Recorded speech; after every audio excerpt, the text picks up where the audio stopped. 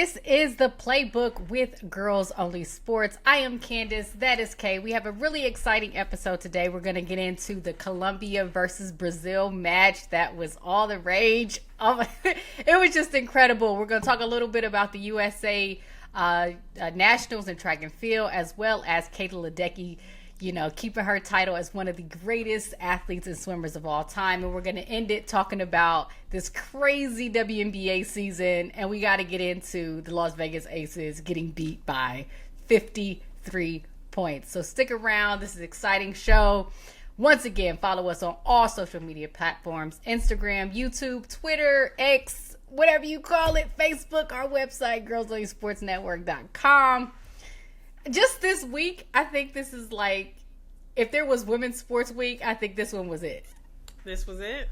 This was it. This was a fun week. It's been a fun few weeks of it, yeah. Yeah, I think these are the kind of, what we've been wishing for, of just hour after hour news, breaking records, championships, team buys, merging of professional leagues. Like, we got them all. So back to back, we're good. Nonstop. Back to back. So we're going to get right into it. Our full court press. We're going to start on the soccer field. Obviously, international play has been going on. And the final, the Copa America Cup, Colombia versus Brazil. Part of me feels so sorry and sad for Brazil, because they're not for Brazil, for Colombia. They're in the same space that they were the last time. Yeah. Leading with a chance to win, but like with a minute 30 seconds left, one of the goats just put it into it. It's gonna be goats. Yeah, that's how it goes. That's how the story's always written. Like I said, I was excited for that matchup. It wasn't very exciting in group stage. We didn't really get anything out of it. Right. But it was a final, so I think everybody came out ready to fight and ready to win. And Colombia looked good. This is like I keep saying, it's a team we want to see more out of, and they definitely brought it all to that stage and to that moment. I as well feel bad for Colombia, because to lose like that, to go to penalties and lose is always, you clearly both fought hard, especially in a 4-4 game before penalties. So it was goal after goal, and then even the penalties was stressful though, because it wasn't like it wasn't like they was getting saved. Right. Yeah. So I was questioning Marta not being in the starting lineup, but sometimes you just need that player that's going to come on with ice in their veins. And like I said, goats going to be goats. So listen, we make all the noise about, the legends do what they do, but they can't play the whole game. That's 90 minutes plus penalties. Right. But I'm like, I forgot Marta 39. Let me look at this. But obviously, coming in, knocking in 2 goals, and then they went to penalties. How stressed were you? Because you had Brazil winning, but during penalties, what was it looking like where you were? I was stressed, and when I seen Marta take the 5th penalty, I knew it was going to keep going. And I say that as somebody who will probably pick Marta as my penalty taker in a stressful situation, but she has not been great from the spot as of late. The last few penalty kicks Marta has taken have not gone in for her. So when I seen the 5th, I said, "Oh, y'all want to stress me out today?" So right. I was on the edge of my seat. That was the match. Yeah, go ahead. No, I was gonna say, I thought the Spain and England would entertain me. No. That was quite the match. I was like, yes, it was the appetizer, and then we got the I don't know, for me, these last, even going to the Cup of Nations, Africa Cup of Nations, this the Women's Euro Cup, as well as the Copa America, like, it's feeling, I'm ready for a huge international tournament, because some of these teams are rounding in the form, and I'm like, I need a big international competition to happen, like right now. Like, I don't want to wait until the World Cup. Yeah, I'm right there with you, because a lot of these teams are showing a lot of fight, and I need to see who's top dog. I need the World Cup next year. Like, let's bump it up to next summer. Right. One question I did want to ask you, though, is what do you think about potential? I mean, I know it's the Copa America Cup, and it's normally for, the Southern American countries. But what do you think about introducing some of these Northern American countries, the U.S., Mexico, Canada, into Copa America and making it one America Cup? So, I mean, I'm here for it. I'll say that. I would be here for it if it happened, just to give a little bit of fight to Brazil. They won 9 of 10. Like, there's not really been much. Like, you come in and you expect Brazil to dominate. I think if USA was in that tournament, it would look a little different. Also, right, would allow you to kind of expand the tournament a bit more. So I would be here for it. I would be here for it if they open it up. I know the men's. I'm pretty sure U.S. men's plays in Copa America, so I would like to see that blend on the women's side as well.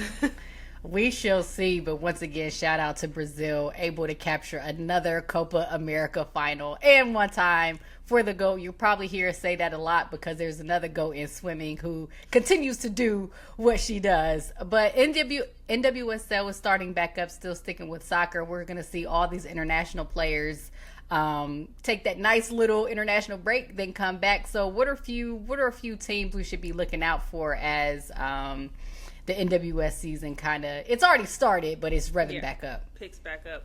I think Kansas City is still the team to watch. I think the Shield is pretty much theirs to run away with. Playoff, it can always go anybody's direction. I think Washington looks a bit dangerous, and that's Trinity Rodman back with the goal in her first match back. So it's great to see her back. It's great to see everybody, rally around her too in that moment, and you can see what it meant to her. So I think Washington's definitely a team to keep an eye out. I know Orlando's in that number 2 spot. A draw against a Utah Royals team that should be a win for me does not look good for Orlando. So they're I feel like I could potentially see them sliding, especially once all these international players get back to their club teams. And then also Kansas City was able to pick up Ali Centaur from Utah. So that's another huge pickup. I think this season is Kansas City's to win. It would have been fun to watch them win it at home last year, but how the cards fall. But I think it might be their year to. They might do an Orlando Shield and the championship. So they just look dominant. I mean, but like you said, regular season is regular season. We know what happens in the playoffs, but it looks like Kansas City is running away with it. I wanted to shout out Trinity Rodman as well. She had a shoe with Adidas come out. So we're still moving the culture forward. Now we're getting shoes specifically engineered for a woman's foot in soccer. And what a greater name and face to go along with that than Trinity Rodman. But that was some of our soccer news. We're going to head over to volleyball. We normally cover this periodically. Obviously, Columbus Fury are here in our city. But there was some pretty big news. I know we had some conversations about these volleyball leagues, all the leagues galore. There's Athletes Unlimited, who has a volleyball league. There's League One Volleyball. There was the Professional Volleyball Federation, as well as Major League Volleyball. So the news this week is the PVF, which is the Professional Volleyball Federation, and Major League Volleyball are going to merge into one. So essentially, this combined league that's now worth, I think, around $325 million. They're going to take all the teams that are currently in the PVF to join Major League Volleyball. So what do you think? I mean, we knew eventually this was going to happen. So, Atlanta, Columbus, Grand Rapids, Indianapolis, Omaha, Orlando, and San Diego would be heading to the Major League Volleyball. Omaha obviously was the biggest get because they had won the first PVF's championship, and Major League Volleyball was able to poach them. So we get our first merger with these volleyball. It was. We talked about it. It was a lot. It was a lot happening. You don't know the ins and outs of it. It felt like one league was going to shine over the other potentially. You know what I mean? So. I think it's good. It's better to have one big thing. Let's all come together, make it one big beautiful thing, instead of competing with each other. So I think it'll be good, and especially they already have some teams established, already have a fan base for those teams. So I think it's a good look. I'm here for that one. I'm here for it too, but I think it's still given women's sports bubble. Like Yeah.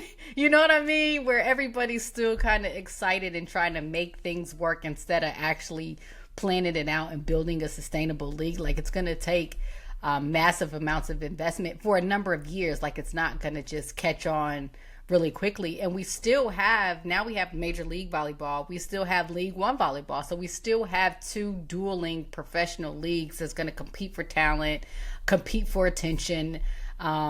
So while I think it's a step in the right direction, part of me kind of wishes, and I know everybody's jockeying for ownership and who's this and all the business side of things that gets in the way, but it's like I kind of wish people would have just took a step back and say let's develop one Central American professional women's volleyball league, so that way you can start establishing where it's not confusing for fans, for us, for anybody who just wants to cover the league. Now we have to say, yeah, the Fury who was with the PBF, now they're with Major League Volleyball, so it gets all jumbled. But they're actually going to have their free agency start on Thursday, so that's how quick yeah, these things go. So shout out to those players who still get the opportunity to play professionally, and we'll see what happens in the years to come with Major League Volleyball.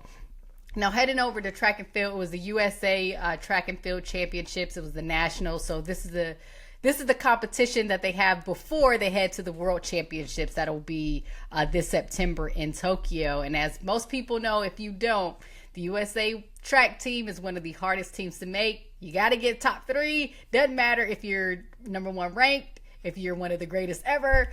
It does not matter. If you're not top 3, you're out. But some of the big stories out of the USA Championships, I don't know what you call these athletes who generational just doesn't cut it. It doesn't cut it. Sydney McLaughlin-Levrone won she obviously world record holder, has all the top times in the 400 meter hurdles. She is specifically focusing on the 400 meters, and everybody expected her to break the American record. She got close. She ran a 48.9. The American record is 48.7. That was ran by Sonia Richards-Ross some years ago. What do you say about an athlete who has a world record in one event and then is the number 1 and almost nearing breaking another 400 meter record in another event? It's only a matter of time. It's only a matter of time. It is. It's just one of those things. Like, I don't know. She got birthed with special genes.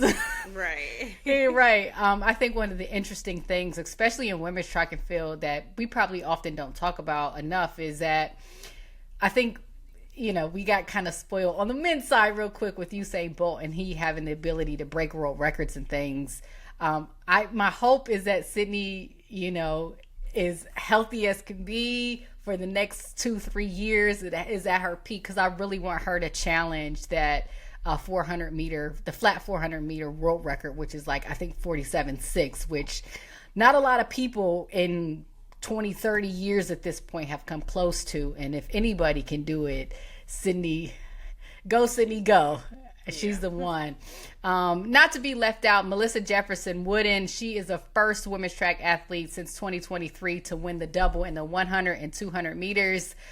Just a phenomenal performance. I think at certain times there are athletes you kind of expect Sha'Carri Richardson, Gabby Thomas, and things like that to compete. And then you have these athletes who've just been having dominant seasons. And Melissa has. And Gabby Thomas, she had to fight to make this team. That's why I gave the soliloquy about the top 3 athletes making it. She had to do a lean for her life for that third position. And it was by hundredths of a second too. She's been dealing with a Achilles injury. She's obviously the 200 meter gold medalist from the Olympics, but it took a lean for good old Gabby to make the team, but she was able to make it. And not to be left out as well, Masai Russell, she once again won the 100 meter hurdles, and she's just having a phenomenal season. Another one of these athletes who were just at the top of their game, reigning Olympic champion, 2-time national champion, number 1 ranked in the world. It's just a privilege to see athletes who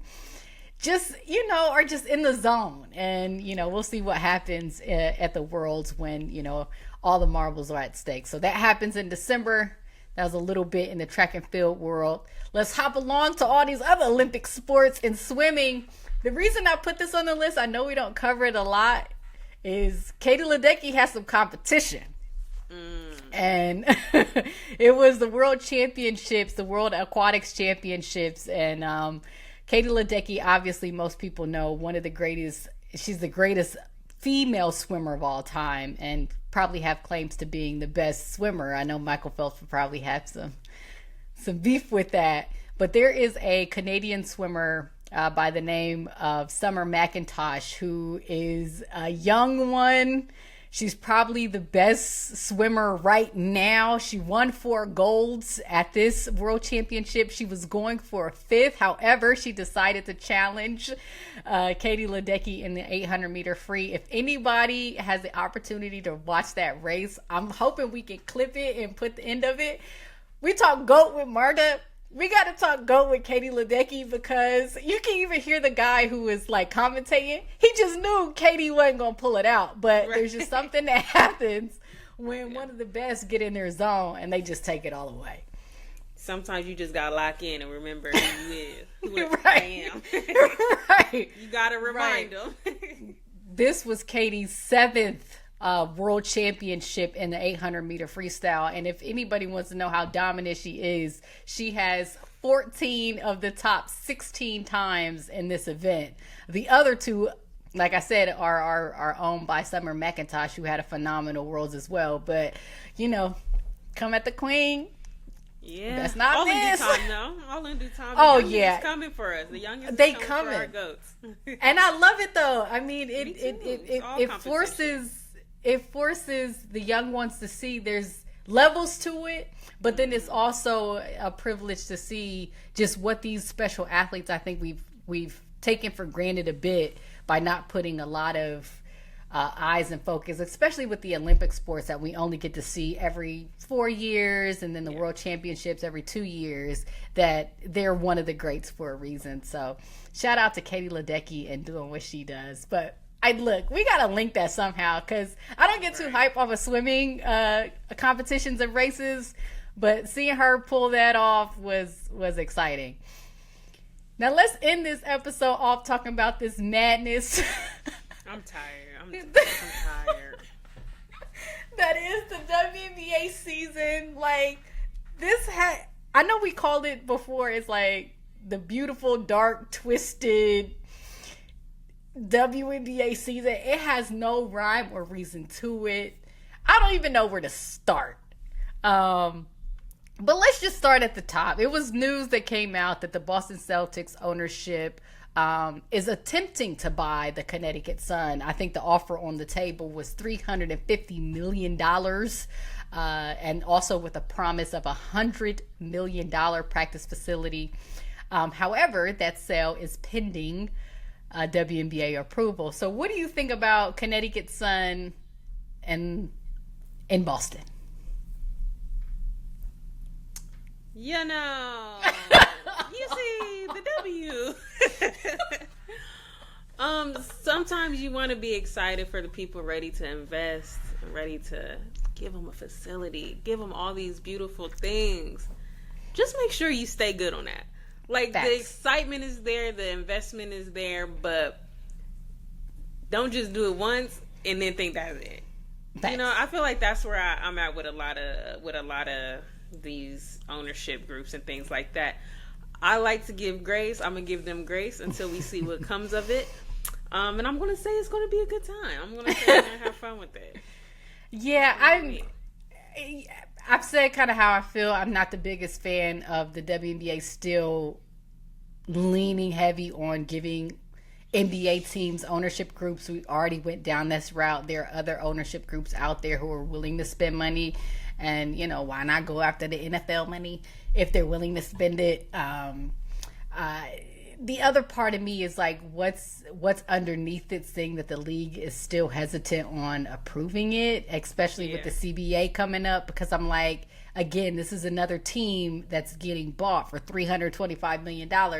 and you're telling me there's no money in there for the players. Something is not connecting.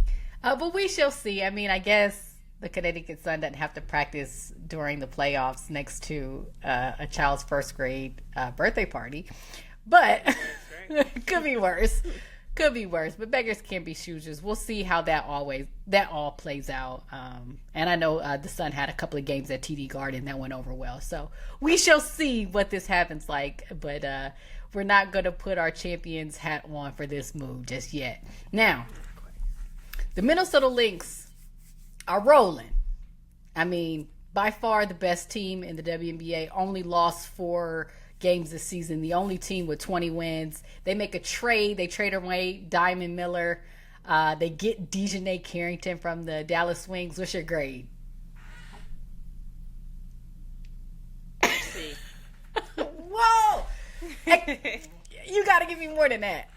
I'm giving a C for both teams. Well, no. I'll give a D to Dallas, and I'll give a C plus for Minnesota. Why a C for Minnesota? A C for Minnesota because you get Dejanay Carrington. You don't think that's a B plus, an A? You get one of the B minus. Oh my God! Fine, pull my teeth about it. No, I think that, like I said, I think Minnesota got more out of the deal than Dallas. My whole thing is, what is Dallas doing? What was the point? Like, why? Why is that the decision? I believe they got a pick at the deal too. I think with Dallas, the 2027. The team it just wasn't working. You know what I mean? They bring in Dejanay, they bring in Alyssa, Ty Harris as well, but Ty gets hurt. Nalissa gets traded. Enrique's been hurt. Maddie Seegers has been hurt. They trade away Jason Selden. Like, all these different pieces, it just hasn't been working. And did this solve this? What's the problem did this trade solve for Dallas? I don't think it solved anything. They did get younger. And I think they're trading away their pieces, which I would be interested to see what happens with Enrique moving forward. I mean, she's been there her entire career. She, people can debate who's the face of the team or yada yada yada, but the focus in terms of the heartbeat of the team is obviously Enrique. But it'll be interesting to see whether or not they move her. But I think their goal was to move younger, seeing that the team that they had just wasn't working. Albeit, I don't necessarily think that was their first problem. I think if Latricia Trammell was there, I don't think their record would be what it is. But we talked about that before. I can't even right. talk about it. I get sad. Right. But yeah, I don't know. I don't know. All right. I really can't do that one. We're not going to have you going on Dallas. Yeah, I think I'm just ready to throw this whole season away, for being honest. Same. With every team. Oh my God. Oh my God. But you say that. One thing I do have to say is I start off talking about the Lynx. You're up 42 points, 43 points. You still have your MVP candidate in the game, and she turns her ankle and now is out for 2 weeks. Now, granted, if there was a 2 weeks to be out, it would be this. I think they only have 3 games in the next 16 days or 2.5 weeks or so. But at the same time, if you're up 43 points and it's the third quarter, I will never deny the intelligence of Cheryl Reeve, but that is not the opportunity to have your star in the game. I think Minnesota tends to do that quite a bit. There's been quite a few games where it's fourth quarter and they're up 30 points, and I'm like, why? Yeah, even the Aces game I have some theories. What's your theory? I think just by play and by team success and how she's played this season, it is my belief that Nafisa Collier already has the MVP locked up. However, facts. However, I do think if Phoenix is able to make a run and AT starts putting up numbers, she can be of some competition. I think if Atlanta is able to make a run and Alicia Gray starts to do some things, she could be of some competition. But I hate to be a pessimist, but I kind of think they left her in the game to get some numbers. I ain't gonna call it stat padding, but it's patting the stats. And I'm rubbing it back in my head No, when I said it. That's I, how I I felt. get you. I get you. I get your thought. You up 42 points. You know, I get you. I get what you're saying. My thing is, I don't think Fee needs to worry. Because they owe her one. Girl, we ain't even gonna get into that. Let me go on to the next team. I'm not saying nothing outside if they owe her one. No. We're not going that. Of the year. Yeah, because nobody worried about it. No other point in her career was she an MVP candidate, at least to be the top. I'm saying when she. All right, never mind. I'm gonna let you have it. Yeah, let me have that. We ain't going down that road. Yeah, because I'm not debating it tonight. Yeah. Indiana is rolling. Ari McDonald, Natasha Howard, Aaliyah Boston, even, Sophie Cunningham was putting up some numbers. Just Indiana looks contender-ish. I guess my question is, no, go ahead. No, go. What was your question? My question was going to be, how is this going to look when they integrate Caitlin Clark back into the lineup?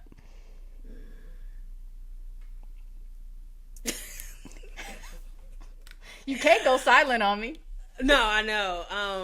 Yeah, I think it'll be an adjustment for him.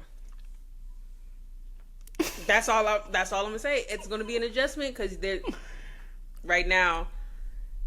Well, when Caitlin comes back, your point guard is Caitlin Clark. Right. Who likes to have the ball in her hands. I think the offense moves a bit better when she's not on the court. So I think it's just going to be a bit of a balancing act of how can they incorporate how they're playing now with the way Caitlin likes to play when she comes back. And if it works, it works. If not, we will see. That is a very to the point answer. A couple more things before we get out of here. The Liberty don't look as good. I know they pulled off a couple, maybe a win or two here and there, but Stewie is going to be out for a couple of weeks. They were able to get Emma Mieseman, who's from Belgium, but previously played for the Washington Mystics, a Finals MVP. So to me, I'm not concerned whatsoever about the Liberty. I think they're just what is it? Load managing. Load managing into the playoffs, and then when all that height and them players get together, they're going to look dangerous. A big trade happened today. The Washington Mystics trades their all-star Brittany Sykes to the Seattle Storm for Alicia Clark. And they did for Zaya Cook, and as well as I think it was another first-round pick. So what do you think about the Storm getting Brittany Sykes? Oh, for the Storm? Yeah. I think it's a good pickup for the Storm. It's... None of these, I'll be honest. I'll say this. Because I feel a little unhinged today. I will say I feel a little bit off my rocker. I don't know. I don't feel like none of these trades have really made sense to me. Okay. I've not been impressed with any trades that have been made. I think for Seattle, again, I think it looks better than it does for Washington. Really? But I do, but also for me, I just don't see Brittany Sykes, and maybe it's just I'm just so used to her in the Washington offense. I don't see how she works to the Seattle offense for me. Yeah, I mean that it is a lot more guards in terms of you have Skylar, Gabby Williams, Brittany, Erica Wheeler. That'll be an interesting lineup, but I do think they had to make a move. It was one of those situations where, as good as Seattle to me looks on paper, like they can rattle off and beat some of the best teams, they can also lose to some of the worst teams. And it's like they had to do something to be able to compete, because I don't think they're in any position to this is a championship or bust. If it don't work this year, I think the whole team, you got to blow up the whole team and kind of start fresh. That was the move for you, though. You said they have to do something. Was that they had to do something? They had to do something. And you got to take into account what are the pieces out there. What are you willing to get? They do get another scorer. They do get another perimeter defender. They do get another dog. I don't know another way to say it, but they need somebody. I don't know why you need it. You got Skylar Diggins on your team, but you need another person who can, get everybody going, because there are some teams they just shouldn't be losing to. I don't know if it's the move that'll have them compete against the Lynx or the Liberty, but they had to make a move. They had to make a move. Now, Washington, to me, they're in full rebuild, and I think they have 3 number 1 first round picks. So for me, I'm like, y'all did good because next year's draft, they got a round 1 pick out of that. They got a round 1 pick out of it. Oh, okay. And so they have, to my knowledge, they have 3 first round picks, and that 2026 draft ain't gonna be no joke. And if they're able to parlay that into 2027, that draft ain't gonna be no joke either. And with Kiki and Sonia and Shakira, I think they got some pieces. They'll probably move on from Aaliyah Edwards, but I think in the long run, the move works for the Mystics compared to the go of the short run for Seattle, if that makes sense. That's fair. Now, before we get out of here, let's not. I just gotta say a couple things. Go ahead. I have nothing. I'm still appalled. I have nothing to say. The Las Vegas Aces, 2-time champion in the last 4 years. Probably the last 5, they've been solidly contenders. Been in the finals since 2020. Got a 3-time MVP, 2-time Defensive Player of the Year on their team. Got one of the greatest point guards of all time on their team. Got Jackie Young, All-Star gold medalist on their team. Jewel Lloyd, one of the best scorers in the league on their team. Coached by Becky Hammond. I guess I am lost. And you know what? It's not even about how they're playing. How do you lose by 53 points? Like, I'm legit baffled. And I did see Asia Wilson's comments that, you know, she said to her team, like she sent the text out and was like, if any of you weren't embarrassed, don't come to the gym and we don't want you because that was embarrassing. And I'm like, I'm glad you said it, because as a fan and a longtime fan of the Aces, that was probably one of the worst performances I've ever seen. I don't want to go into diagnosing what is wrong with the Aces. I think most fans understand. I just think the team got really old, and every other team that they've been competing against got better. And they've been looking for a quick fix, and didn't do that long-term kind of work that it takes to make sure that you stay a contender. I mean, they had a solid 5-6 year run there. But 53 points, Las Vegas Aces, like, I don't even know if a championship will make up. I don't even know if a push to the playoffs, a push to, you know, the Western Conference Finals or the conference finals will make up for getting beat by 50. Was it 52 or 53 points? It was 53. Don't forget it. 53. Like, the game was over in the first quarter. I don't know if I've been more. I know you didn't want to say nothing, but you got to give me a little bit. 53 points. Like, only thing that made me more mad than watching them lose by 53 was getting on social media after and seeing them before they walked out.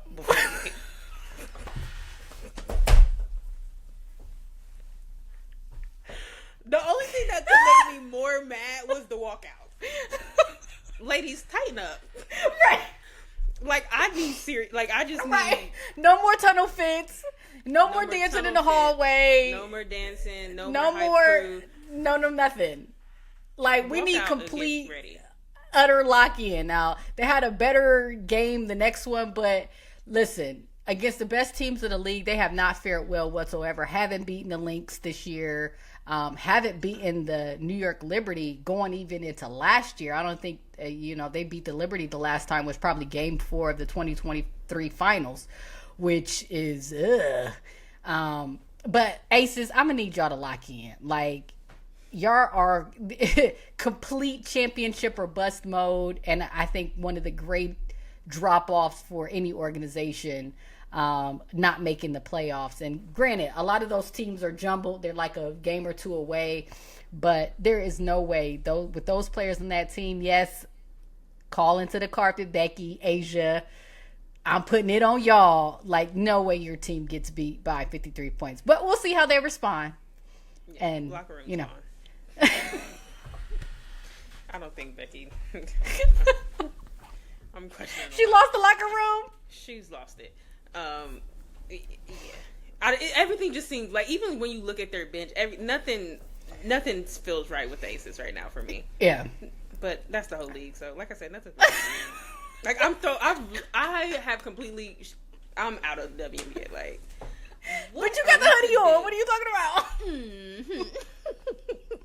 That's for last year. Yeah, this is last season. But no, that ain't even last year, because we was teetering on whether or not we was gonna keep it going last year. That's for 2023.